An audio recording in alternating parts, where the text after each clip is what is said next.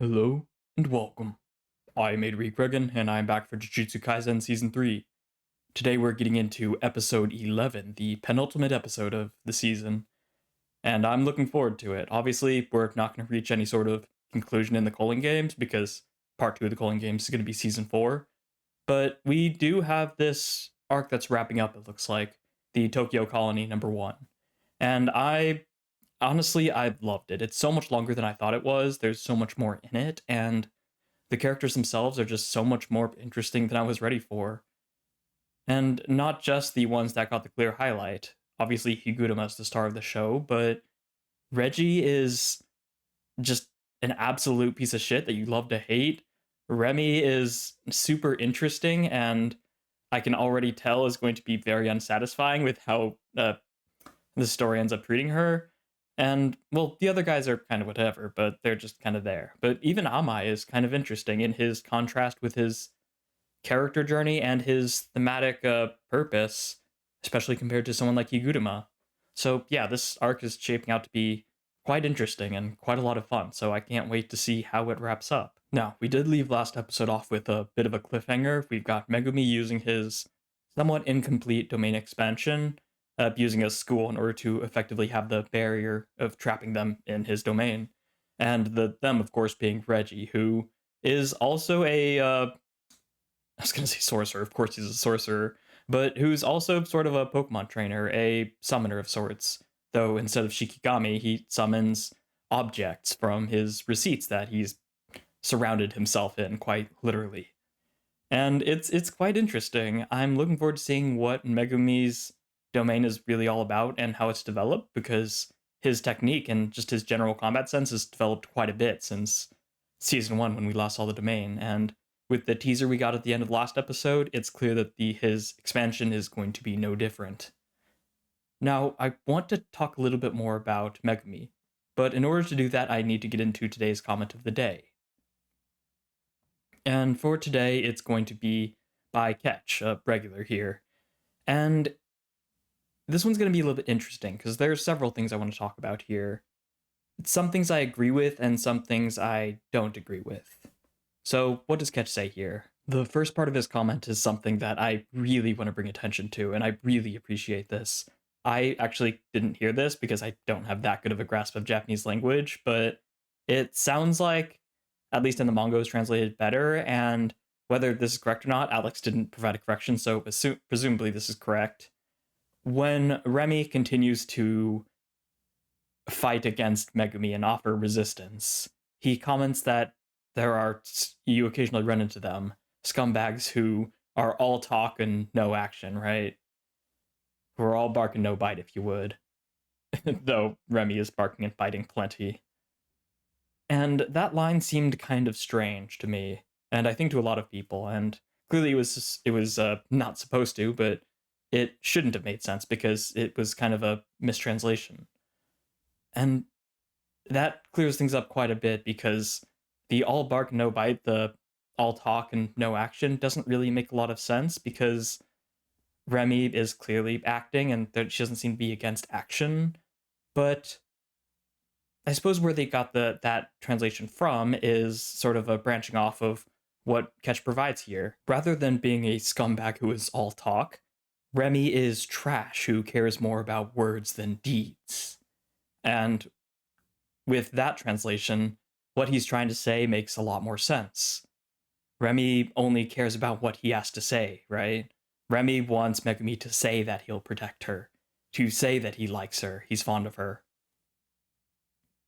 She needs him to say these things, she needs to hear these things.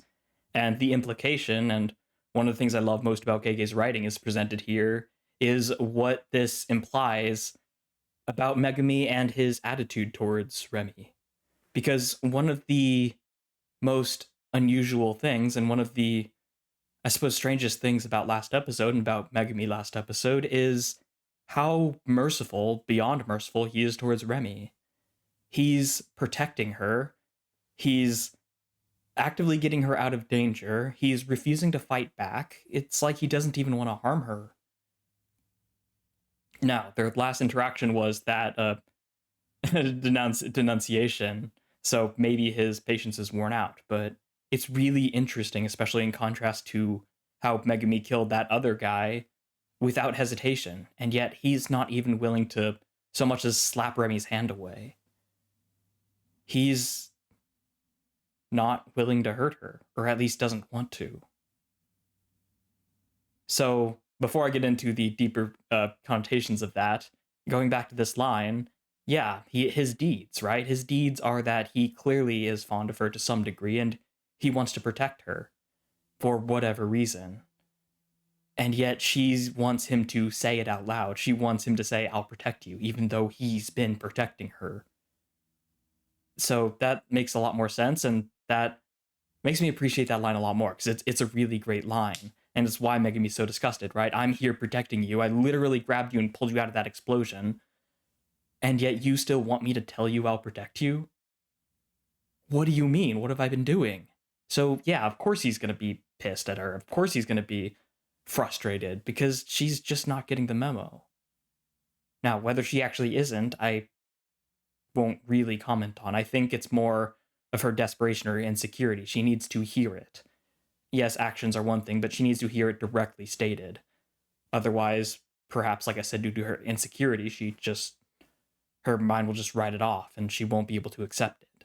I want to get into why Megumi is showing so much grace towards Remi. And I think it's a lot more than what Reggie said to Remi, that he likes her, he's fond of her, he loves her.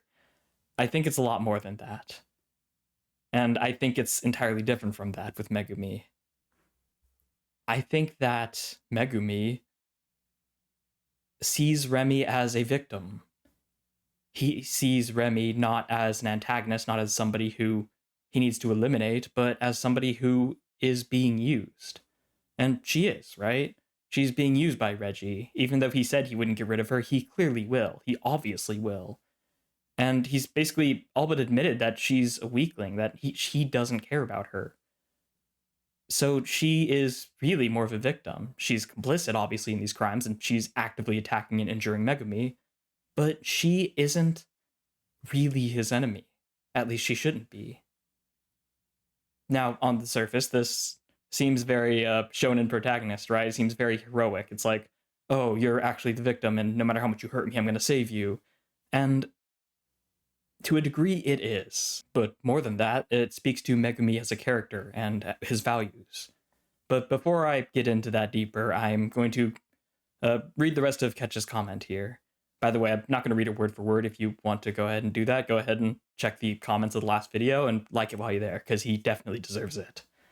So, Ketch goes into a character analysis and a thematic analysis of Megumi. Obviously, one of our two protagonists, one of our side main characters, if you would. I suppose the only one left after Nobata didn't make it out of the last one. According to Ketch, the magic system of Jujutsu Kaisen, Jujutsu, is centered around two things. It has two main pillars: ego and a future, right? A desire to see a world that is different from your current world. That is why domain expansions are impressing your idea of the ideal world onto the world. It's you actively trying to change the world towards your desired goal. So the stronger your ego and the more you can visualize a world different from what is around you, the stronger your jujutsu and the stronger your domain. Megumi has a clearly powerful technique, right? And his domain is incredibly strong.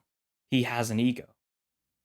But he doesn't have an end goal, at least according to Ketch, and apparently several of you in the comments. That is why his domain is incomplete. That's why it doesn't really have borders, right? Because his end goal is very vague. It doesn't have much of a form. So while he wants to change the world, he has a domain he can expand. It is far from defined, right? It is the furthest thing from defined.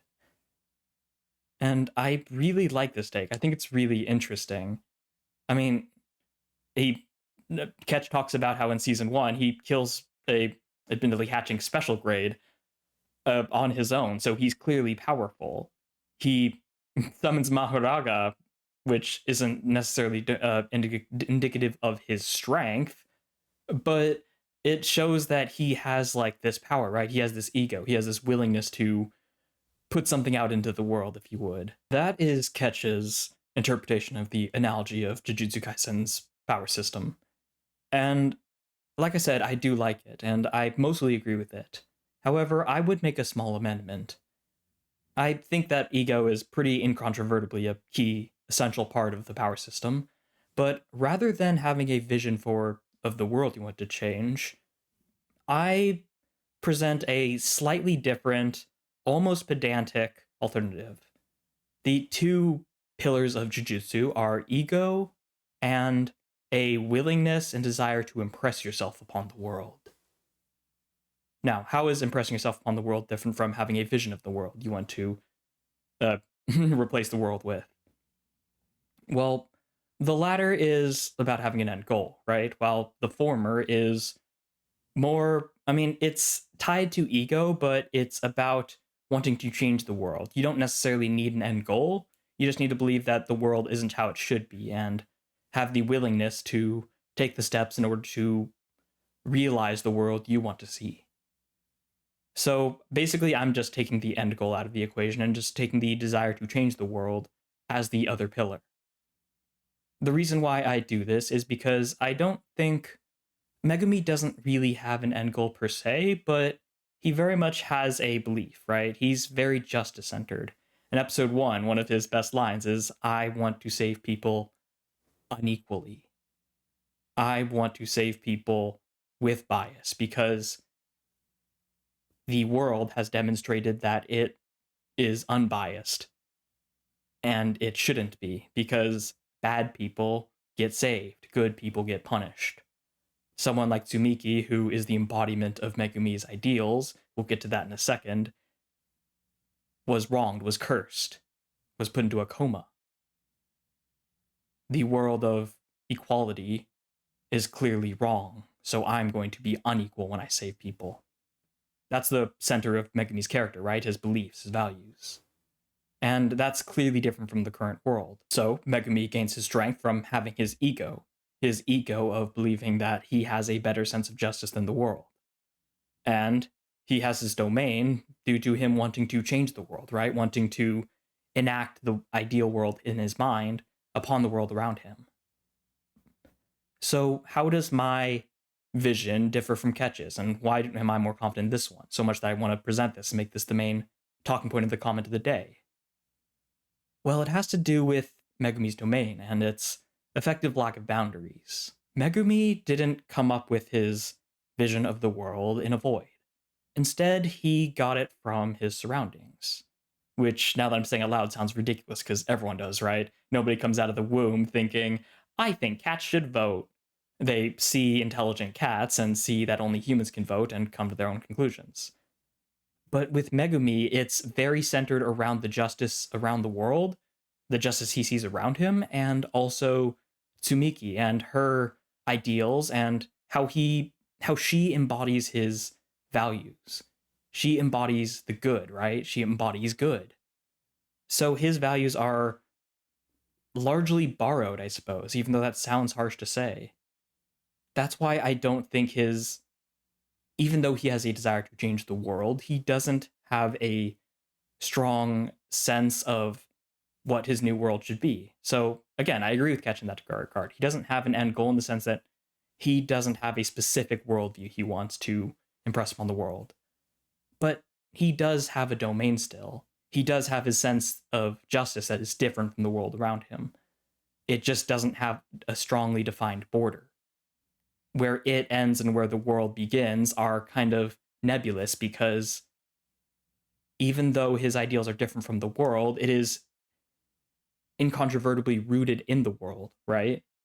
Whereas someone like Sukuna has his own mental world. Someone like Higuruma wants to create his own justice, right? Wants to create his own, revamp the whole system.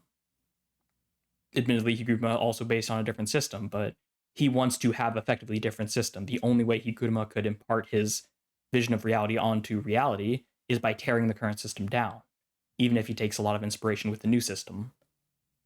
Megumi doesn't have anything like that. He just wants to save people unequally. And I guess that's another reason why I think, to a degree, he does have an end goal.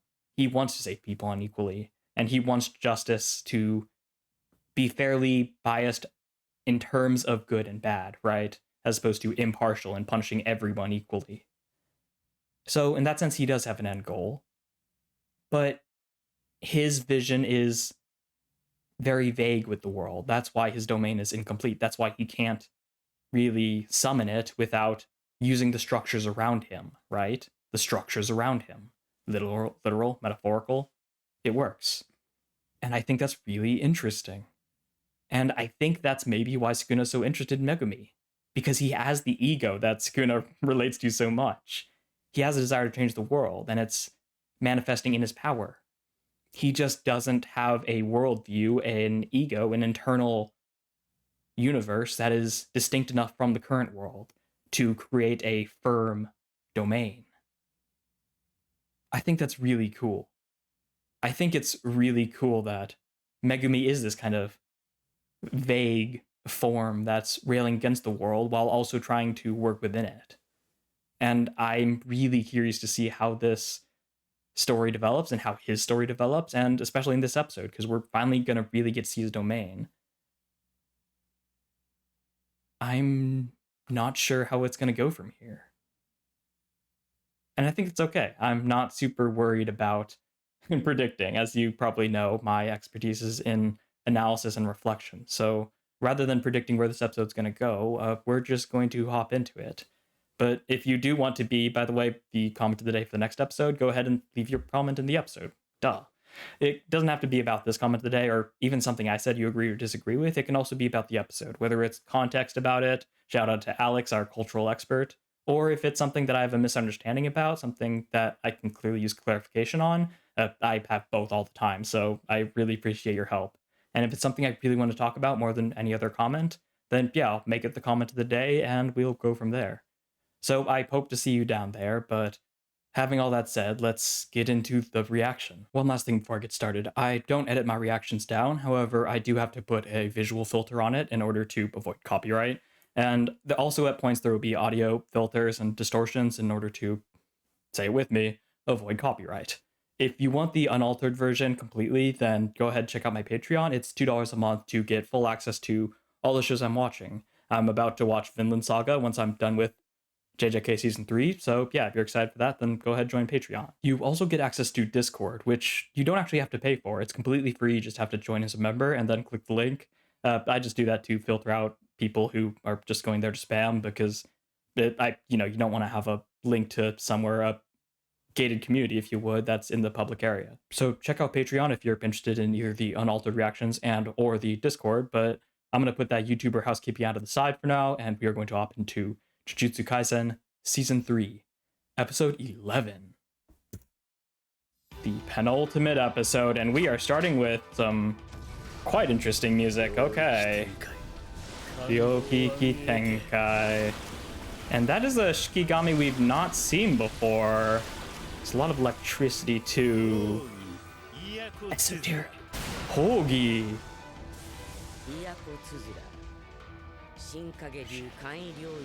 Hollow wicker baskets. Oh, to neutralize. Interesting. Ooh.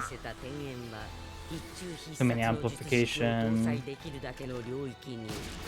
Yeah, like putting it into your attacks. Don't tell me that. Don't tell me that Megumi can do that. Or maybe Megumi's just beating him up because he can.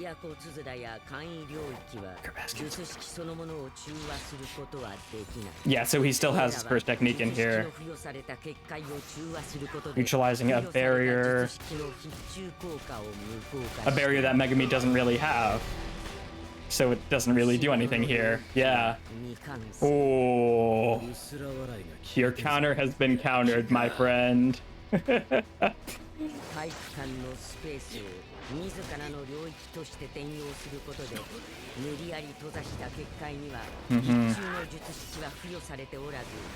Yeah. And it can't be canceled because it's got a physical barrier. Whoa. What? Wait, what?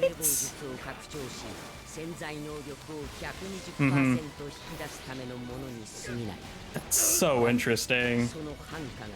Wow! What in the world?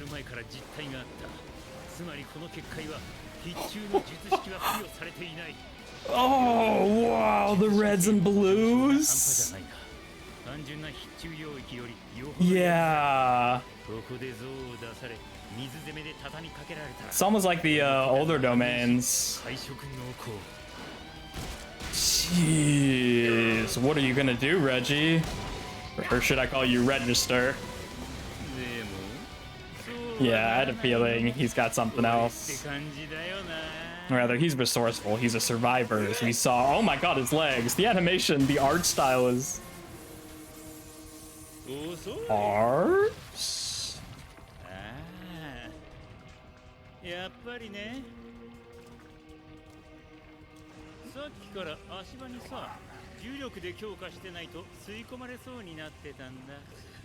Okay. Sucked into the shadows. Oh.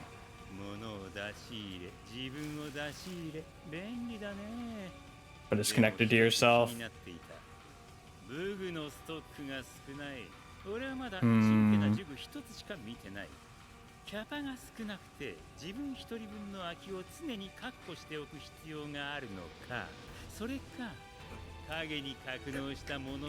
So that's why he put the cars in, to weigh him down. That is so interesting. Okay, Reggie. Respect. Yeah.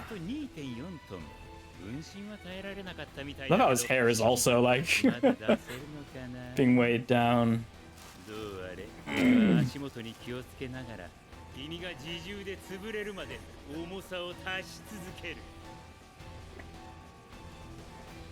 Come on, Megumi, I know you've got more than this.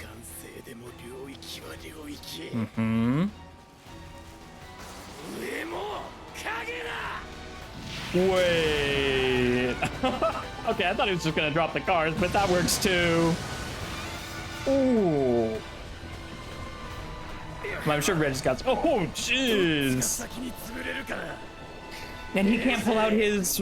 He can't pull out his receipt. Because his hands are occupied, I assume. Wow, what an opening scene to get into the episode. Oh my goodness. That was awesome.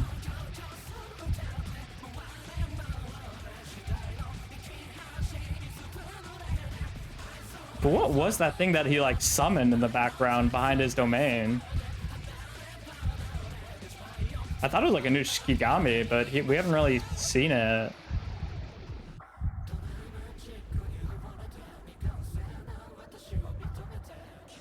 Fucking bomb.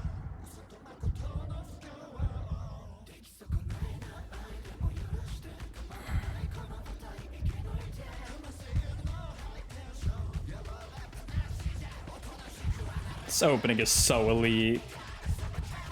I said it last time, but it's really grown on me so much. I don't like it quite as much as the season 2 ones, but it's really close. Easily above the 2 openings from season 1.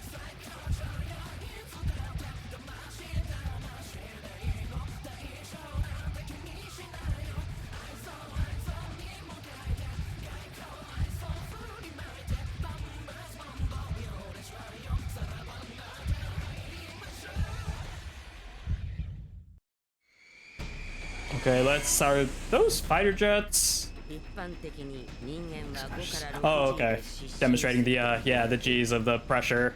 2.4 tons. Okay.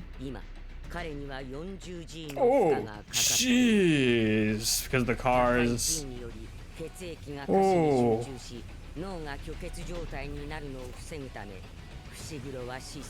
Lowering his posture, yeah. Yes. Now how much pressure is Reggie under? 3-6, that's a lot.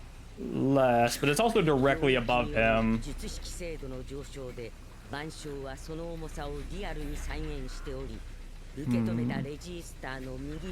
Oh. Is.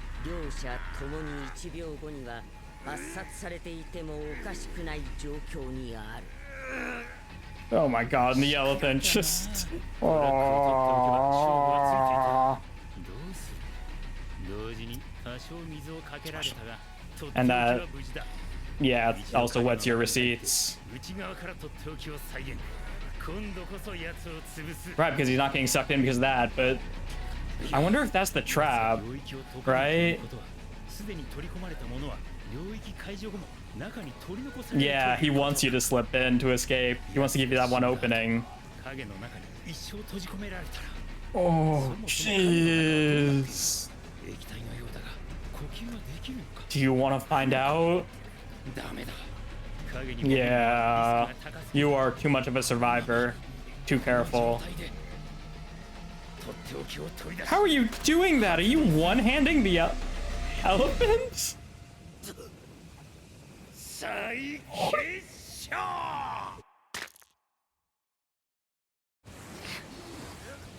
Well, he was one-handing it. Don't tell me we're just not going to see what his trump card was. We're definitely going to see it, right? We are going to see him inside the shadow.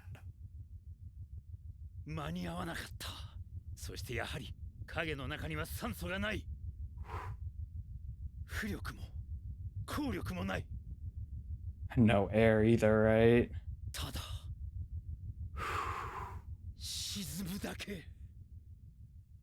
That's a cool way of answering that question of what's in his shadow.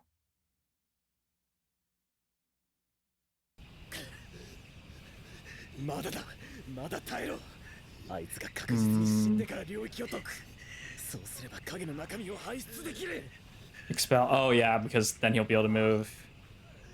So he doesn't have much control over it, I assume, because he can't just expel the cars. It's interesting. Oh my god, I hate just holding the scene, just the tension. Are we seeing his trump card after all?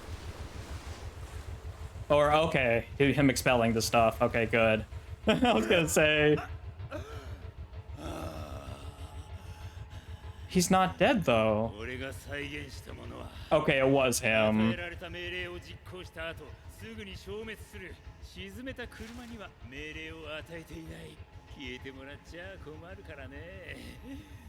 Okay. And they picked him up. Oh, jeez. He seriously is a survivor. He's a freaking cockroach. God, I love him, though.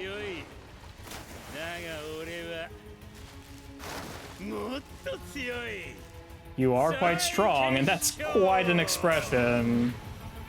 Okay, now we can see the trump card. This is really bad. It's a fucking house.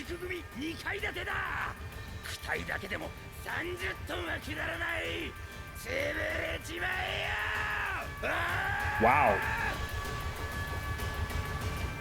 My goodness, Megumi? What you got? What you got, Megumi? What you got, buddy? My goodness.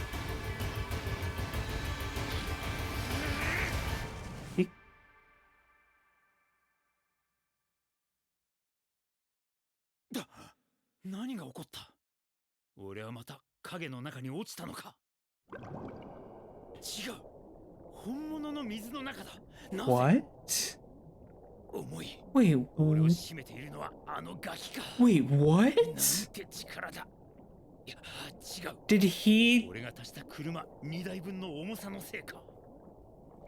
Did he sink into his shadow? Wait, how did Reggie? What?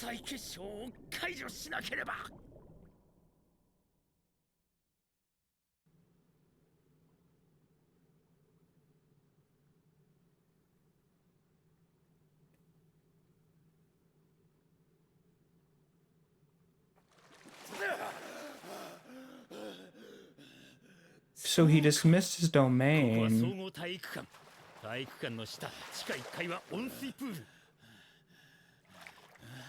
Did he dismiss his domain and the house was... Yeah, the house was stuck in his domain, I assume. And then he tried to grab him and drag him down.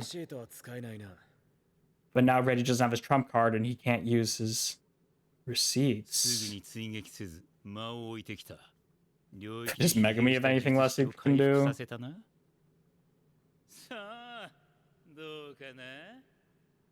Trying to pull off.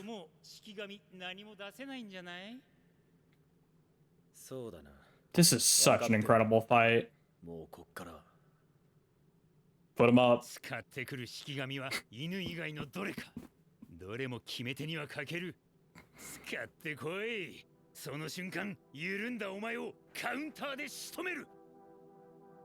Yeah. It's an old Japanese standoff.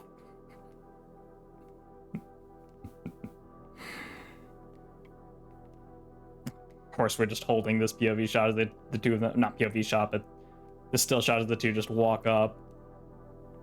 Reflection of the pool and the... I can't even talk right now. On the walls. I love this scene. Yeah, let's do it. Yuji and Choso all over again. Oh! Woo! Anything other than the dog, huh? Didn't realize today was opposite day. The fact that he's framed in the spewing blood.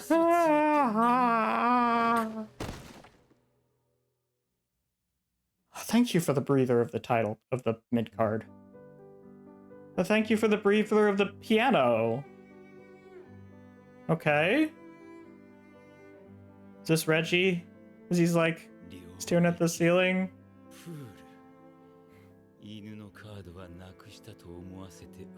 Like a good magician.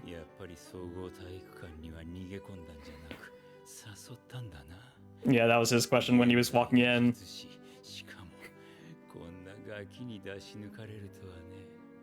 Yeah, it's incredible. The fact that he is an ancient sorcerer and Megumi was able to beat him. Barely. This guy is a serious threat. Oh yeah, get some answers. Please give us answers. Do you not know who that is? Oh, okay. That Hikikomori? Huh. Yeah.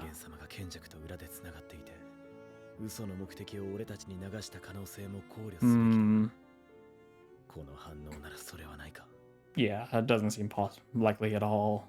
Oh my god, that is... No way. Are you gonna make me like Reggie even more? You're kidding me. 40... To the winner goes the spoils. Can't let them go to waste. Wow, Reggie. I was just playing along. Huh. Okay, Reggie. Mad respect.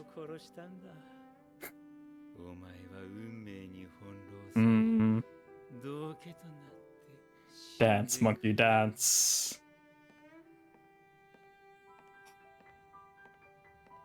This is a beautiful OST, by the way. It's not really any like it in JJK from what I remember.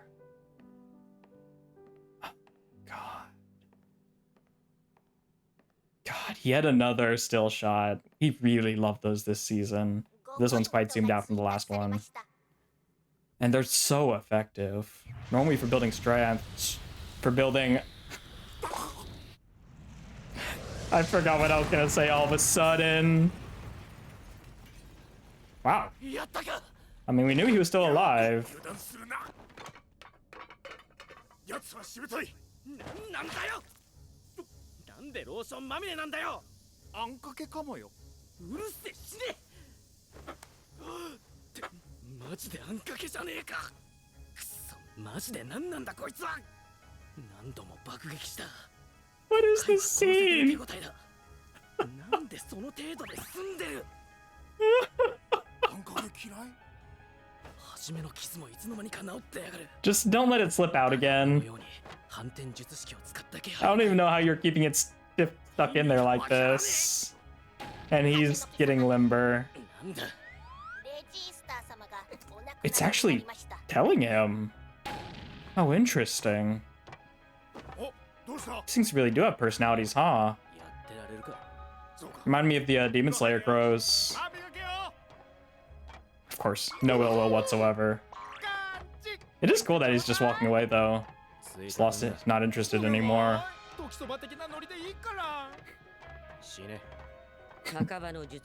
Comedian.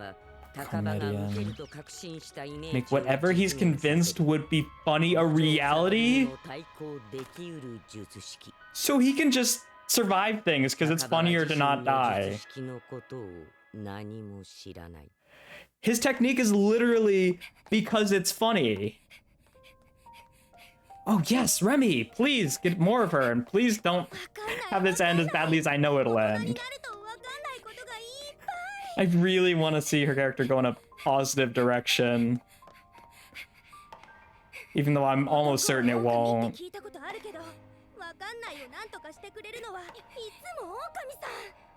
Ooh, that's interesting. That's a really interesting line. I just need to be protected. Very true. She's gonna turn around and just bop her.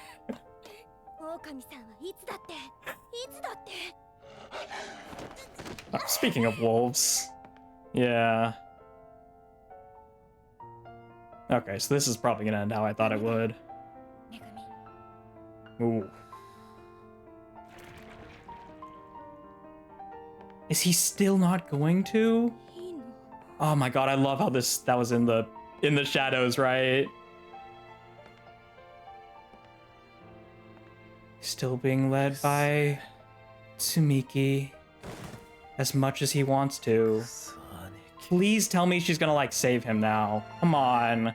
Please let us get one bit of happiness from this. Or is Angel gonna show up?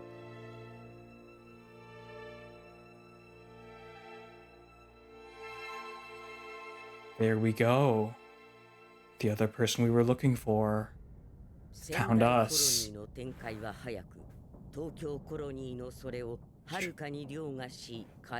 Oh, yeah, because we saw crazy stuff happening when Kenjaku was there. Drew, never mind. Whoa. We were just moving on, huh? Civil War of Wa? So this was a long time ago for Japan, back when it was still called Wa. Before it became the origin of the sun. Nihon. Greatest cursed energy output? And it's fucking Jotaro? Oh, hi, you're from the opening. And you have...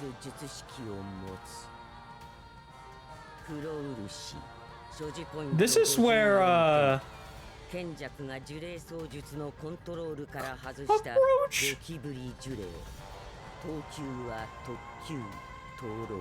Huh. What the fuck? This is where Yuta is, right? Or is this where, Seriously. Oh. It was Yuta. Oh no. Are we gonna get a Zane Clan moment? Yeah, he's a monster. Yeah, 1 of 5. That's next episode, isn't it?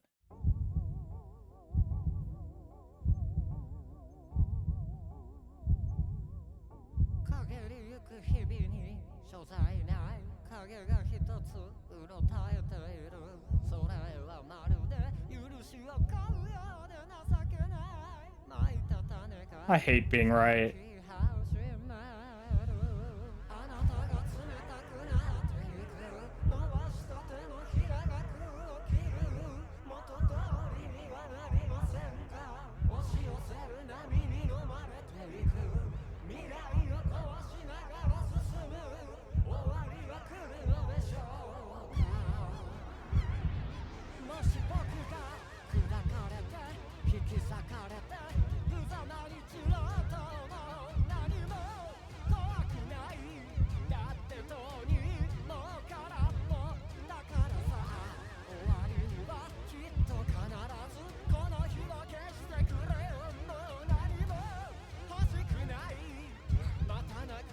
This might be one of the greatest endings in anime. This AD. It's actually getting me emotional. I mean, it's actually getting me emotional. It's Yoka no Uta, but you know what I mean. So we're gonna end the season off with a bang. Jujutsu Kaisen, Season 3, penultimate episode. Episode 11. What an episode it was. My god. I mean, this fight with Megumi and Reggie was just absolutely phenomenal in so many ways. So much more than I thought it would have been, which honestly this season keeps doing over and over again. And that thing, I don't think we saw it in season 1 unless I'm blanking. I wonder if it's like it's like the Guardian standing at the gates of all the Shikigami that Megumi has to, contract with. Maybe that's like the origin of it. It's so cool. And then Reggie pulls out an Olgi hollow wicker basket.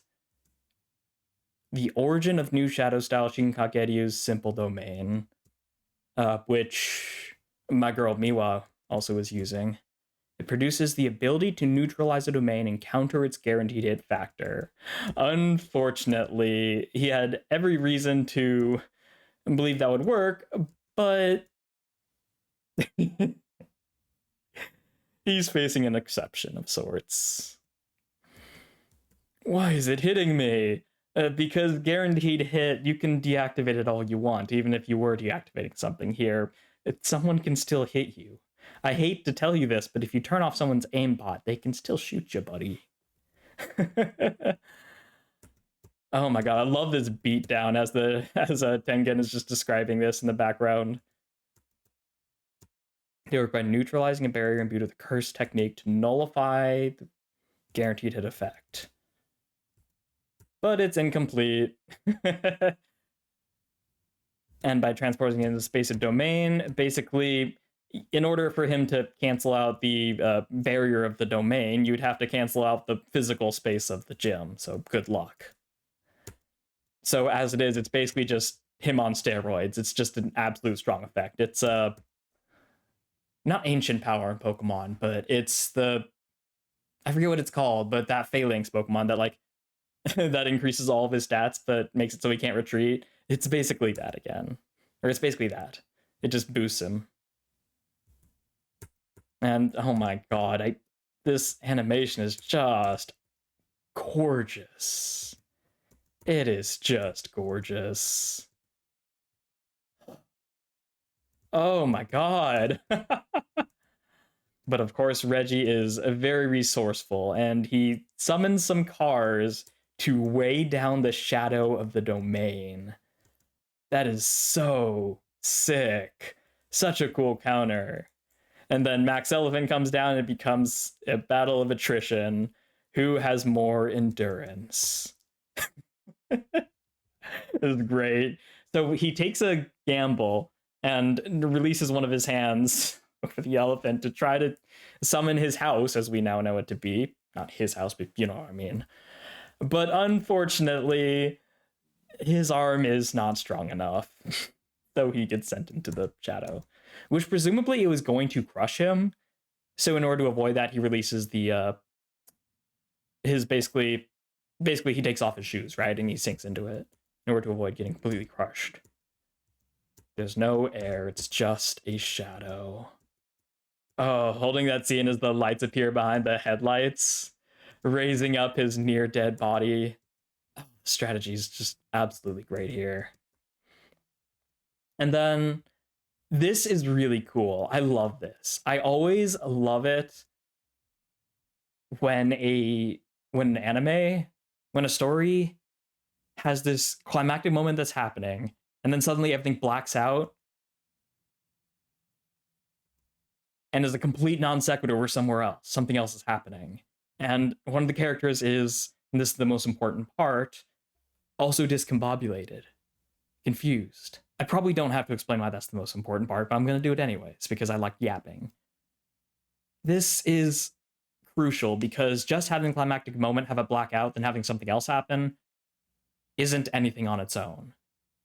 I mean, it can be funny. You can use it to like cut a fight, like we do in Mob Psycho, where they just skip the fights that Mob is entering in that we know how it's going to turn out. But on its own, if you just black out and then cut to like a conclusion, that's anticlimactic, right? You're skipping the climax.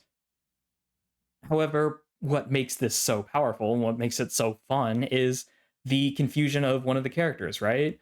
The whole point is to put us in the perspective of this character. And as I recall, the last time this has happened and show I've watched, the most recent time, is also in JJK. Season 1, Megumi is about to face off against his dad, and suddenly he's through the window. What just happened? It puts you in the place of the character, right? It makes you confused. It makes you disoriented. And you're like the person trying to figure out what happened, trying to figure out where you are and what changed. And the fact that he took these actions and like doesn't remember it in the heat of the moment is great. It's just it's like using the first person POV shots to put you in the place of the character, right?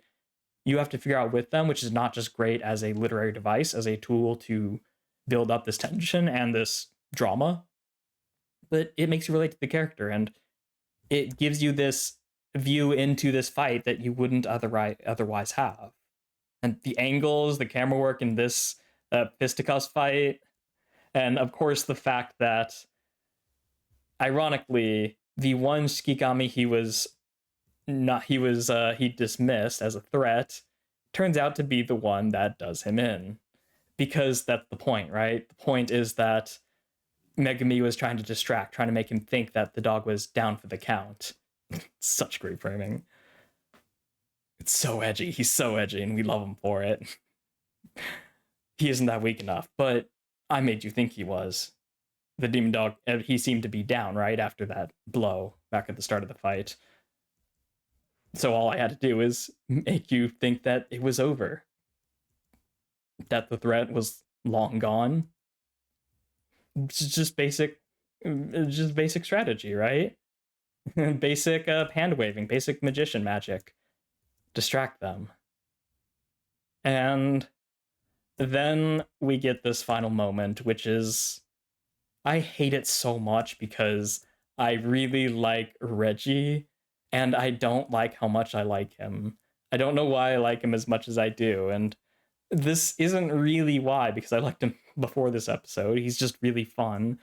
But this, I think, really just goes to show that he's not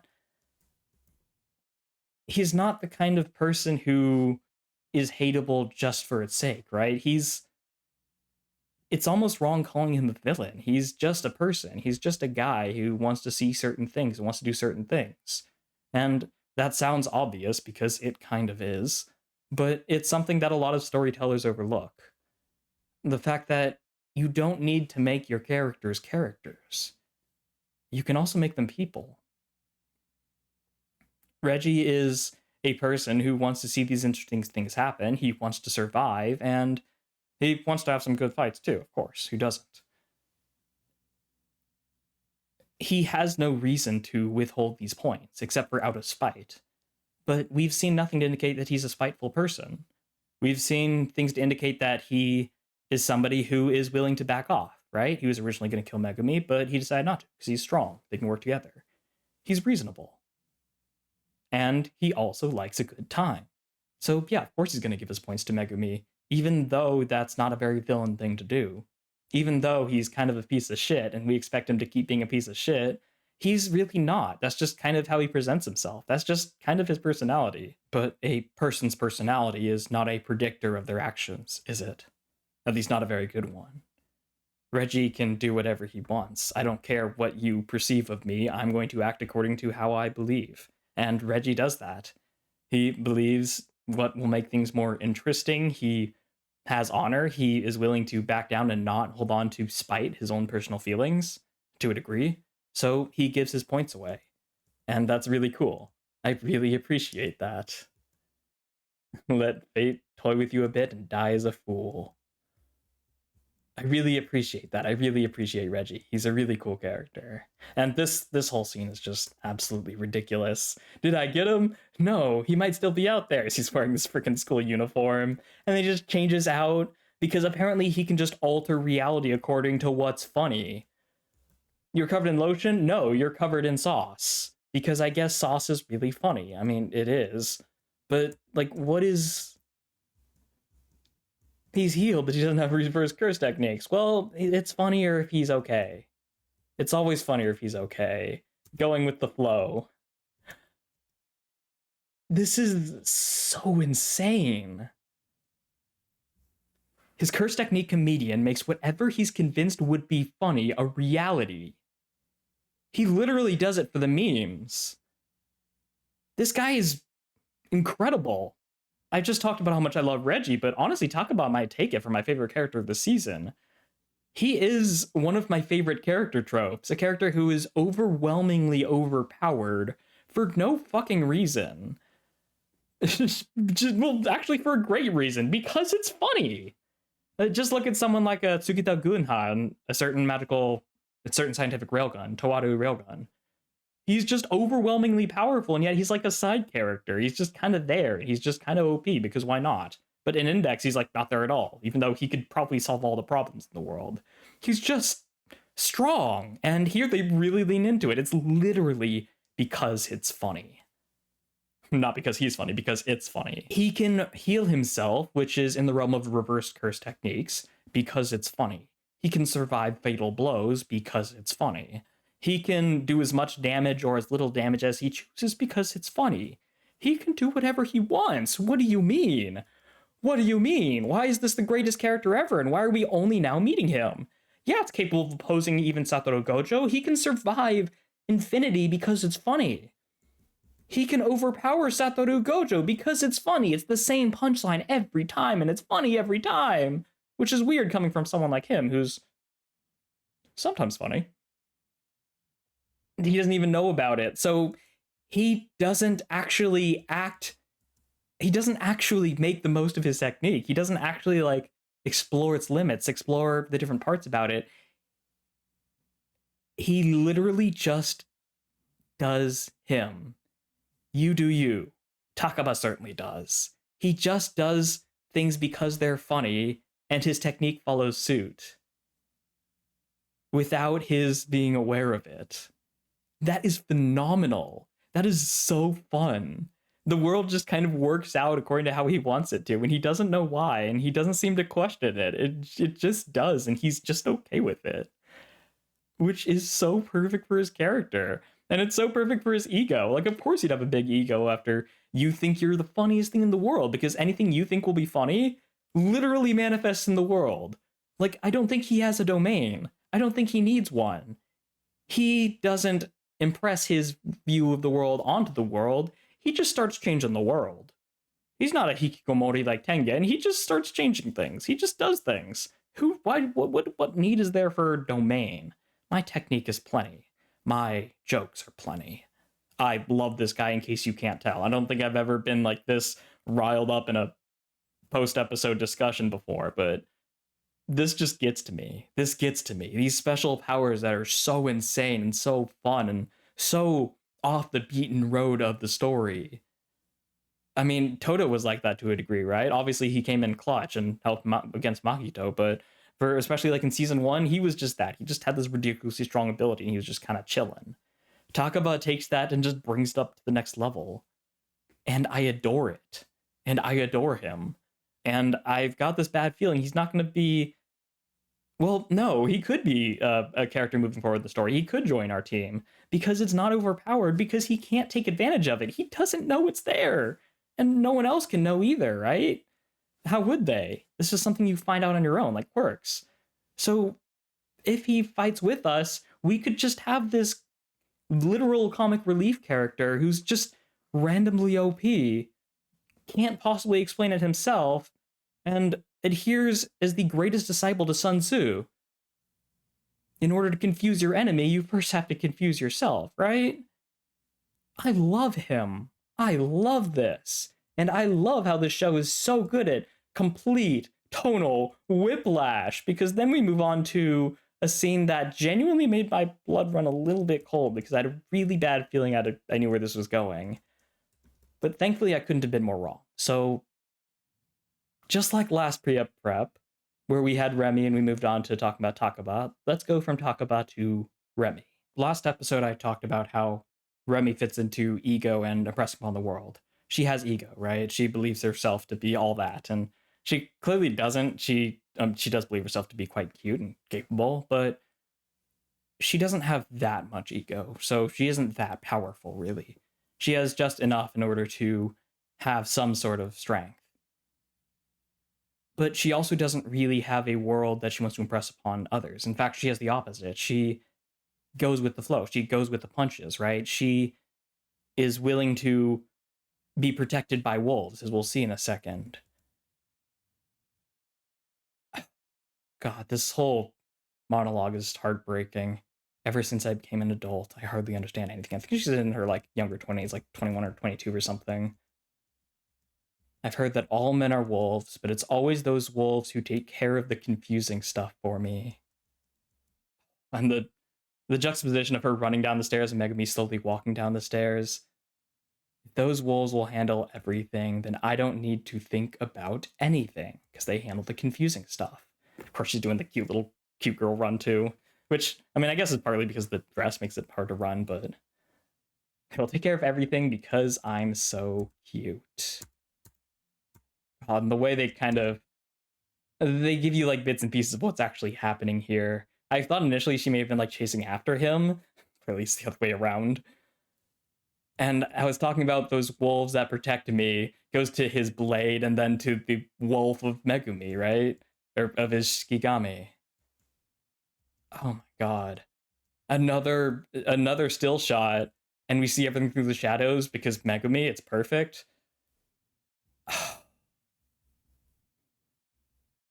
This is really tough. The idea that men are wolves is probably not something you're unfamiliar with. It's something you hear a lot, especially in the modern day when there's all these different progressive movements going on, right? And all this feminism and all this hate against men, frankly, most of which is undeserved. Most. So it makes sense that she grew up. She's in the modern era, right? That she's like in 2018, I believe the story's taking place, or 2017. So she grew up hearing that men are wolves, right? You need to be careful, especially someone who's pretty, someone who's cute like her. You need to be careful because men are wolves. They'll take advantage of you. And yet her experience, she finds that the wolves take care of stuff. The wolves protect her. The wolves give her shelter. They take care of the confusing stuff. She's very cute. She gets to focus on that, not as much on her brain. And I mean that half jokingly. I mean, there is a lot of confusing stuff, right? There's a whole lot. The world is very messy. So having someone to take care of that, to take care of you, is very alluring. It's why, even just today, I was joking with my Discord community. Check that in the link to the description below. It's on Patreon, but it's free. When we were talking, and I was talking about why people are against AI turning humans into pets, basically. Obviously, the correct answer, most common answer, is that people like their freedom, right? But the point is that I'm actually not against that. I would not mind a bit if I became the if I became the pet of AI. Because I don't really care. I don't need the freedom. I just need to live a happy life. I don't mind if someone takes care of all the confusing stuff for me. So, on one hand, the wolves are dangerous. Men are dangerous. I should be cautious. I should avoid them. On the other hand, they protect me. They provide for me. They give me shelter. They give me a sense of security, something she clearly needs. And I think this kind of answers one of my hypotheses about her last episode, that she's insecure. That's why she needs the vocal affirmations, right? That's why she needs the words more than the actions that Megumi dismissed. She needs this because she's insecure, because she doesn't have a strong sense of self. She doesn't have a strong ego. She has enough to fight. She has her belief that she's cute and that she'll be protected. But she's clearly not strong. That's why she needs to be protected. She doesn't have that much of an ego, really. It's mostly just a facade. If those wolves will handle everything, I don't need to think about anything. Because I'm so cute. Those wolves always, always take care of things. They've taken care of me. But now they're about to take care of me. Because wolves are still dangerous, right? She doesn't think that wolves aren't actually dangerous, that men aren't actually dangerous. She knows they're dangerous, but they protect her. They make her life easier. She doesn't have to think about all the complicated stuff. So she effectively takes that risk. She takes the risk that things will be okay, that even though they're dangerous, they'll protect me and I'll be okay. And she uses wolves to protect her from wolves, right? That's why she needs a knight, to protect her from all the wolves who won't make her feel secure, who won't give her a place to stay. And yet, as we see this line with Megumi and his sword, I think this is one of the first times she's really being confronted with the idea that, yeah, wolves are dangerous, and if you keep poking them and prodding at them, they will bite. I think she knows they're dangerous, but she hasn't really experienced it much herself. She's done a good job being protected by the wolves. She doesn't need to develop a sense of security. She can be insecure because she doesn't need a sense of self. She has others to take care of her. She has the world to do her bidding. Maybe not her bidding, but her to deal with things, right? To deal with the world. That fits perfectly into the power system here. She lacks much of an ego, and she certainly doesn't want to change the world. She wants the world to caress her, to cuddle her, to keep her safe from itself. And I think that's something I actually do respect about her. I respect that she holds to both ideas in her mind at the same time, even if one idea still ended up blindsiding her to a degree. That wolves that keep saying that men are dangerous, and yet they protect me. Not all of them. Some will protect me from those that are dangerous, but the fact she holds both those ideas in her mind, she doesn't think men are dangerous and then sees them protecting me and be like, oh, they're not actually dangerous. She knows both are true. So even though the adult world is confusing to her, and rightly so, she is surprisingly mature than a lot of older adults are, who can't really hold two ideas in their head at the same time. So as I was editing this, a thought occurs, and something I want to add on to this analysis. This framing is really cool on its own, right? Because Megumi Shadows is kind of showing this expressionless standoff almost, this incredibly tense scene where Remi is basically about to die. She's literally facing the wolf of the man who is protecting her. What happens when you bite the hand that feeds you? Ironic, because I guess in that analogy the roles are flipped. But this is actually really cool. It's a really cool expression and imagery that represents what is being talked about here. Remi's obviously in the middle, right? She's prone. She's on her she's on her ass, and she's completely at their mercy. At whose mercy? Well, a man and the wolf. The protector and the predator. She's at the mercy in between both sides of man. Man with a capital M, I suppose. Capital and uncapital, because it is man. And she's basically at the mercy of them, right? whether the human, the man, or the wolf steps forward, admittedly, the human has a big-ass sword too, but whichever one approaches her, they are both part of man, right? They are both part of the man that she has internalized. She's holding both ideas simultaneously. And I think it's really cool how this scene plays out, because the man gets the voice of his conscience, Tsumiki in this case, telling him not to be the wolf. So he drops the wolf, he releases it, and walks away. This is such a cool visualization of the the duality of man, if I can get way more philosophical than I rate for a moment. The threat and the protector choosing to put down the threat, to put away the threat, and walk away. That's so cool. So I just wanted to add that real quick, because I want to share my appreciation, because I really enjoyed this, and I figured it was more than just the shadow that's Megumi, but yeah, the way it represents what it's showing you, I mean, it doesn't get better than that, right? Megumi goes to finish her off. Obviously, she's not a threat, but he wants to.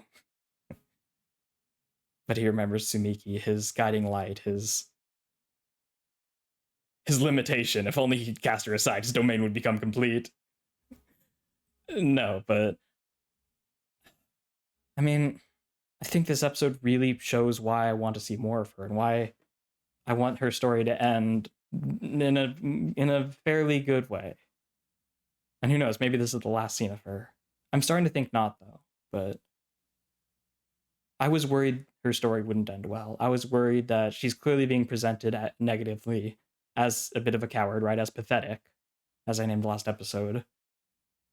And I was worried that with this show that is so intent on having its characters be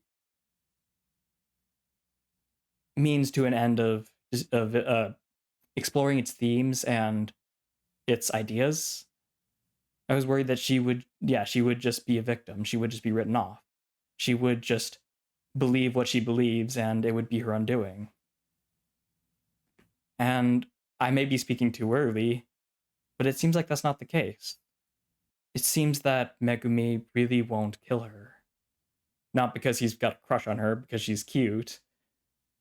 Though I won't say that doesn't play any part in it. That can't play a part in it. But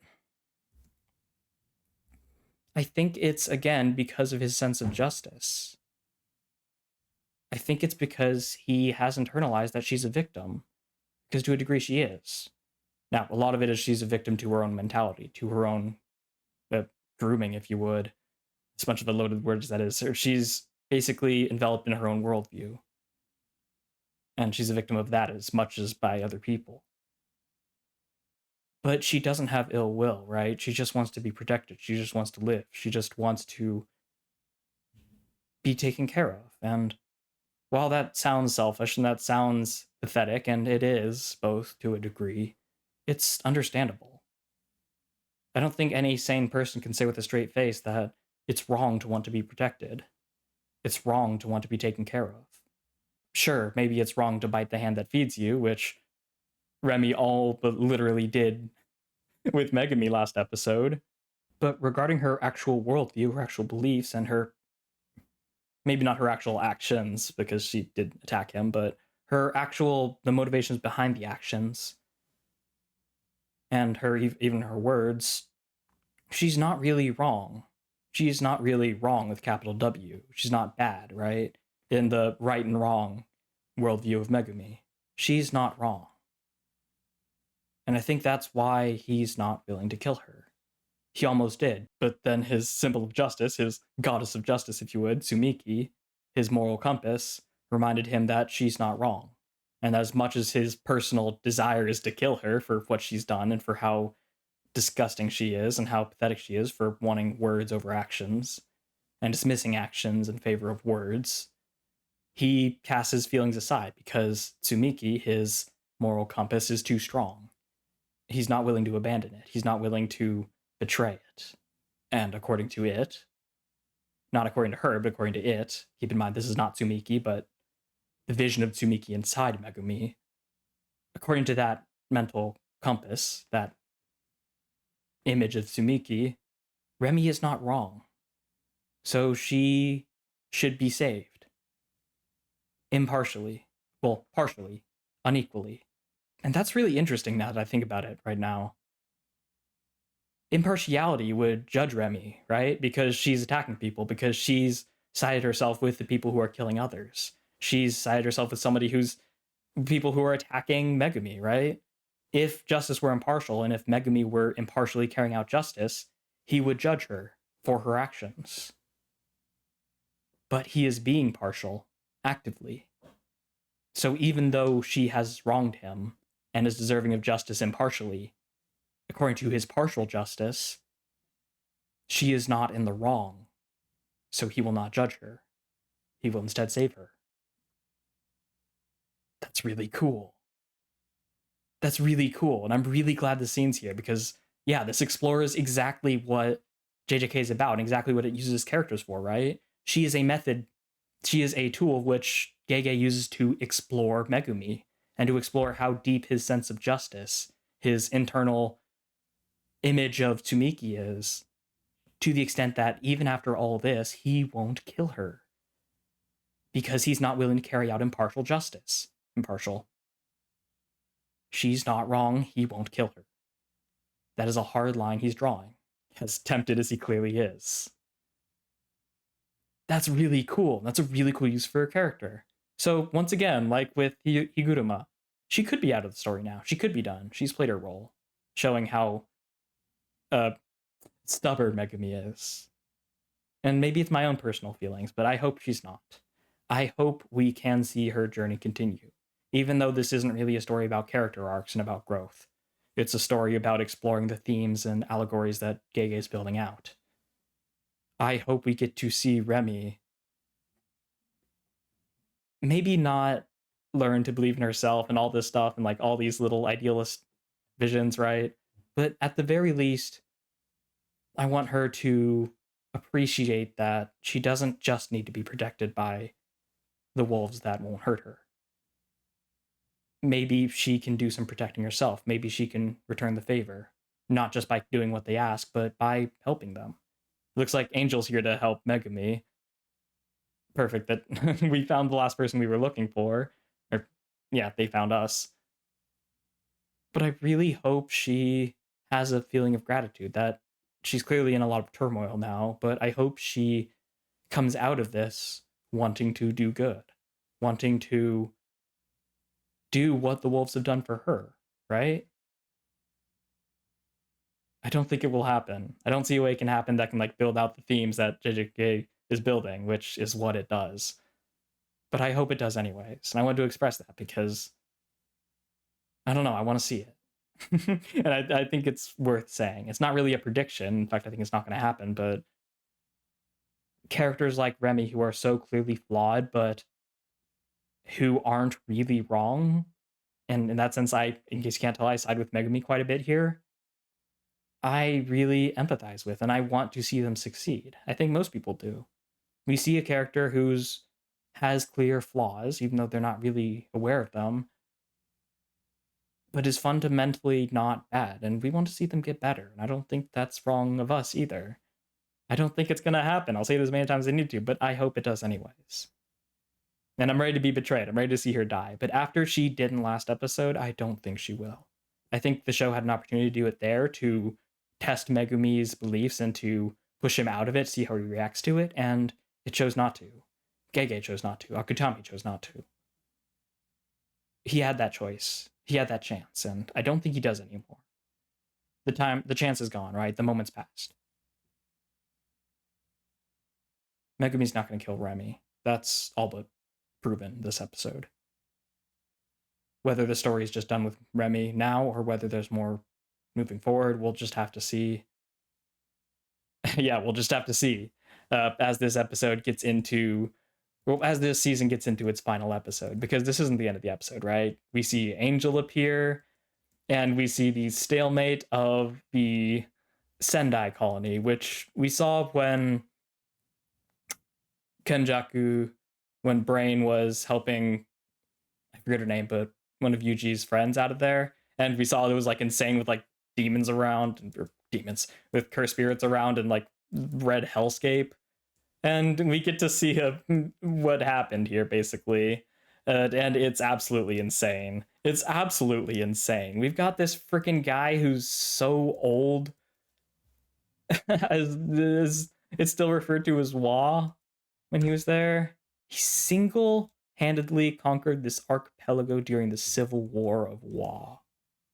Possesses 2 autonomous Shikigami, and the orbit of them determines his domain. Oh, interesting. Ryu Ishigori, the cannon, freaking hair blastoise over here, with the greatest cursed energy output, which is a terrifying thing to see. Takao Udo, who's affecting the air because apparently that's what she does. Captain of the Sun, Moon, and Star Squad. Don't remember what that is. I don't know if we know what that is. Okay, yeah, here it is. A squad of assassins serving directly under the Fujiwara clan. Fujiwara? I think you heard the Freudian slip where I said the Fujiwara-chan. I'm sorry. Does Chika have a clan? Is she part of a clan? Is she hiding something dark underneath that facade? And if you don't know what I'm talking about, for the love of everything, watch Kaguya-sama Love is War. That's awesome. The fact that we have a pink-haired girl who used to lead a squad of assassins under the Fujiwara clan. I guess that name and pink hair are just kind of intertwined. But, like, what are we seeing here?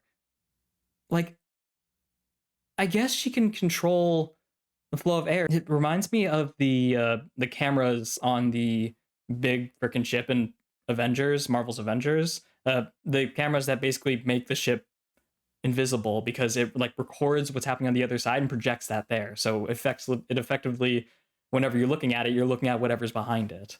And it kind of reminds me of that, where like, and she's covering her sensitive spots, but it's like a distorted view of what's behind her, which is really interesting. And her eyes are fascinating. Manipulate the sky. One world. And then we get Kurorushi, which is a cockroach that has 54 points despite being dormant. I guess people tried to attack it and he just got destroyed trying to do so. It's a cockroach cursed spirit that Kenjaku freed from the control of cursed spirit manipulation. I don't know if it was, I guess it probably wasn't Geto, it's probably way older than that, but what in the world? It ranks as a special grade, registered as such, but it's lying dormant until certain conditions are met. There's no alliance, but they're basically in a stalemate. And then Yuta broke the stalemate by killing the old guy.